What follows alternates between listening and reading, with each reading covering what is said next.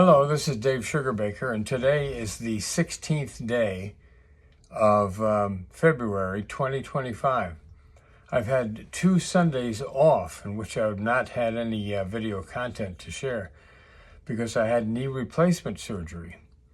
And so this is my 3rd Sunday since knee replacement surgery. And trying to get back on the horse. Things have been going pretty well with the knee replacement surgery.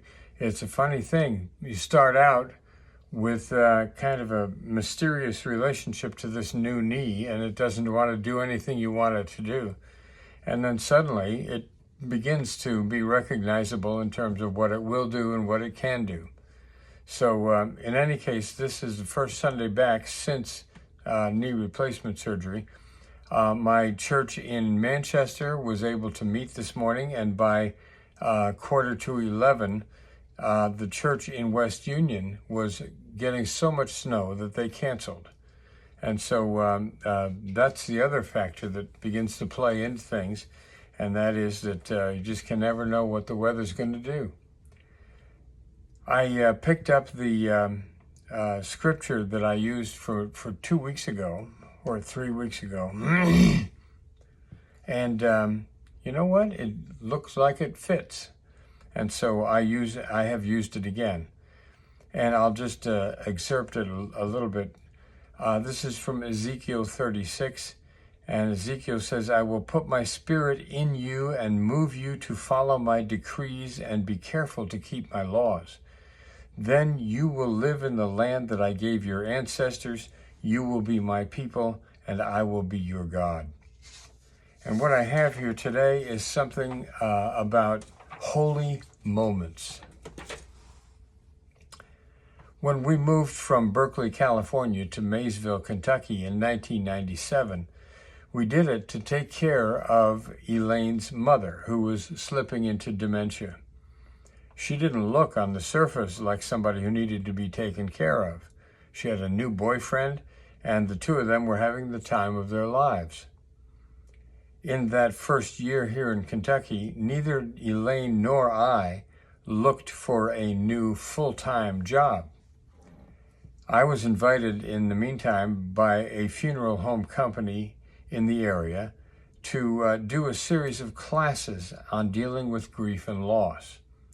And one of the families that was dealing with loss was the loss of a wonderful favorite son in a tragic automobile accident. He was just starting out his young life only to have it ripped away from him by a senseless accident. The boy's mom was Doris Jones, and Doris was a hospice nurse with Hospice of Hope in Maysville. We had the classes on grief and loss, and sometime later, Doris phoned me, and she said, "Dave, you need to go down to hospice and apply for the job of chaplain. They need you." So I took Doris's advice, and I took 2 books that I had written, and I updated my resume, and I got the job. I worked for hospice first as a chaplain, and later as the bereavement follow-up person. Doris was a wonder to work with. She was a large woman, and she had convinced one particular patient and family that she had convinced them that she had been a professional wrestler before becoming a hospice nurse, and so they better not cross her or she'd wrestle them. On Thanksgiving Day, 3 years after my employment with hospice, I got a call from Doris. And Doris said, "Dave, I just learned that I have an inoperable brain tumor. I need you to help me not to do anything or say anything stupid." Wow, that was a hefty assignment. We all hung in there with Doris as she transitioned from a member of the nursing staff to being one of our terminally ill clients. Some months later, I was honored to conduct her funeral service with all of her hospice family and all of her biological family present. It was a holy moment. And that's what I want to talk about. Holy moments. Now, during my knee replacement surgery, somehow during those 23 hours of observation, it came up that I was a retired hospice chaplain. And that made a difference with the staff and how they related to me.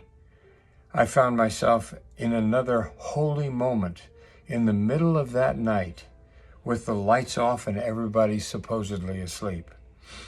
One of my support staff, one of the nurses, brought up that I had worked with hospice. And I said, yes, it had been one of the best experiences of my life. I described hospice as the folks who are hurrying up to the front door while everybody else is leaving by whatever exit they can find.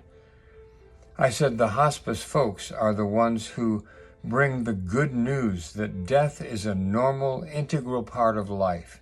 It's not a problem. It's not something to be fought against. It's part of the process of life.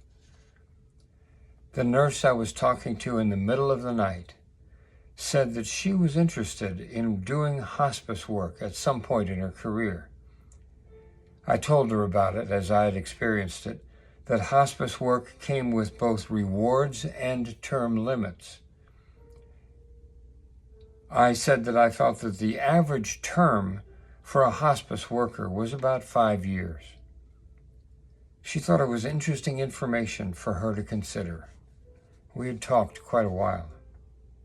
Before dawn, she came back again to thank me for talking with her about hospice. It was a holy moment. These holy moments aren't pre-scheduled. They don't happen because we want them to. In fact, they can slip right by without our even recognizing them, if we're not really careful. Elizabeth Barrett Browning says this: "Earth's crammed with heaven, and every common bush afire with God. Those who see take off their shoes. The rest sit round and pluck blackberries." So watch for the holy moments when they come. They're worth savoring. They're worth putting in a special place to remember. God bless you. I hope you find this helpful. And I'll hope to see you soon after an absence of a couple of weeks. But I think I'm back on the wagon. So it'll be good. Talk to you soon. If you find value in this, I hope you'll pass it along. Thanks. Bye-bye.